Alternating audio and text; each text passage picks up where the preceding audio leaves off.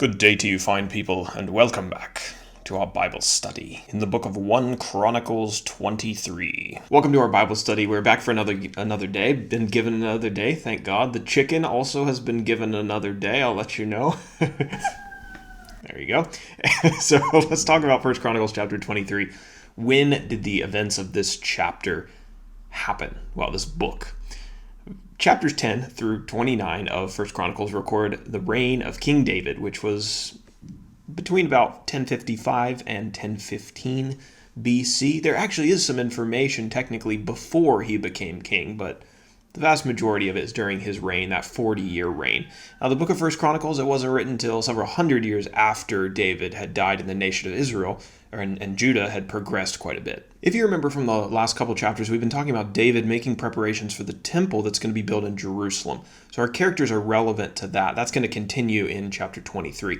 We have David as our first main character. He's the king of Judah and Israel. His son Solomon, who's actually going to build the temple, he'll be the third king of Judah and Israel, but he's not king yet. He's almost there. Then the Levites. These were the descendants of Jacob's son, Levi. They were a special tribe. They're dedicated to the service of the Lord. And all of the priests came from the tribe of Levi. So this is kind of confusing, I think.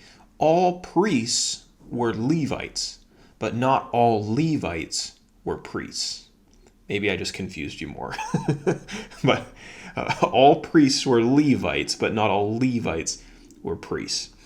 Then we have Aaron. He died quite a while ago, but his family line is important to this chapter. He's the brother of Moses.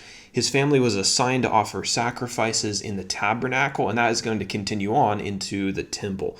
Aaron was the first high priest of Israel, and he was succeeded by his sons. We're pretty much going to be camped out in Jerusalem again in this chapter. David and Solomon were planning to build the temple there. Now, as we move over to our outline section, I've got the first section as verses 1 through 5, the Levites and their assigned work in the future temple. So I mentioned that Solomon wasn't king yet, but watch this. When David was old, he made Solomon king over Israel. And it appears that there was a time at the very end of David's life when Solomon and David were kind of co-kings. They then assembled the leaders of Israel, and they counted the men from the tribe of Levi, all the men who were 30 years old and older, and the total came to 38,000 men. They then divided these men up and assigned them new roles in this new temple era that was about to come about. 24,000 were assigned to work in the house of the Lord, 6,000 were to be officers and judges, 4,000 were to be gatekeepers, 4,000 were to offer praises to God with instruments. Keep in mind, they kind of worked in shifts and rotation, not all at once. 4,000 gatekeepers at one time would probably be a little bit excessive. Section number 2 is verses 6 through 24, a record of Levi's family. David organized the Levites into divisions based on which of Levi's sons they descended from. Because if you remember, God had assigned each family, the descendants of each of these sons, to a particular job. So that's why David divides them up this way. A short genealogy of Levi's sons is recorded in verses 7 through 24. So that's the bulk of this section. Moses and Aaron are named in that little genealogy because they were actually grandsons of one of Levi's sons, Kohath. That takes us to section number 3, verses 25 through 32, more details about the Levites' work in the temple. David ordered the Levites who were 20 years old and up to participate in the work of the temple. The Levites who were not priests were supposed to play a supporting role to the priests who were offering sacrifices in the temple. They were to care for the courts and the chambers of the temple. They were tasked with cleaning the holy items.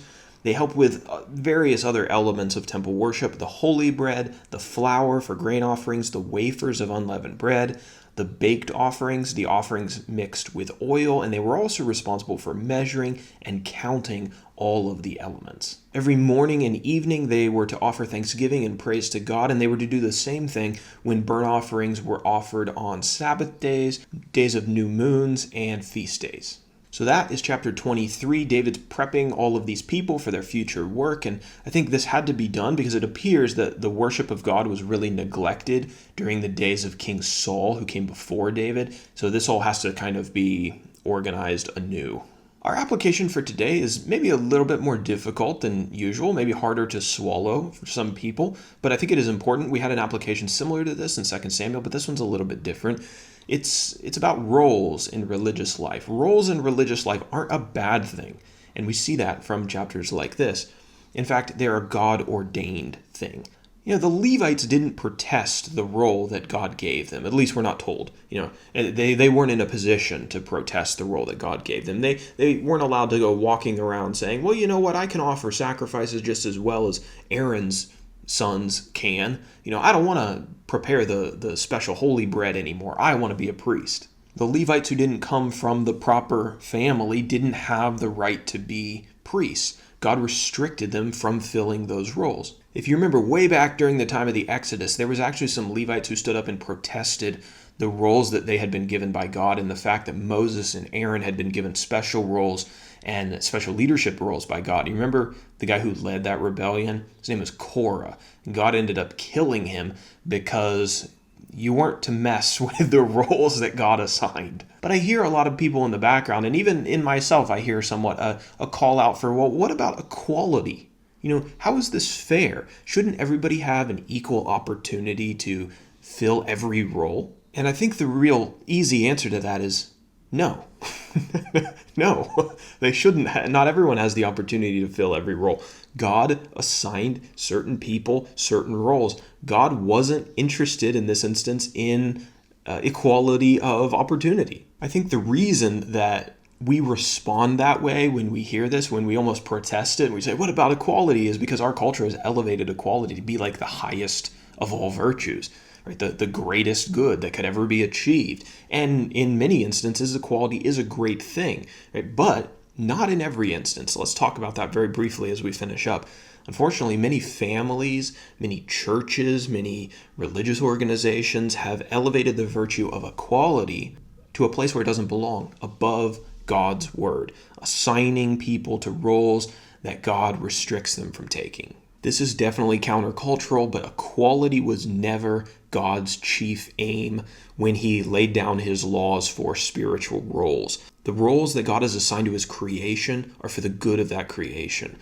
The roles that God has assigned to his church and to the family are for the good of the church and the good of the family, even when we don't necessarily understand them and maybe we feel like it's not fair. We need to recognize that this is the way that God has set it up. God is the creator. He's the one who gets to call the shots. We should only pursue equality so far as God's roles and his laws permit.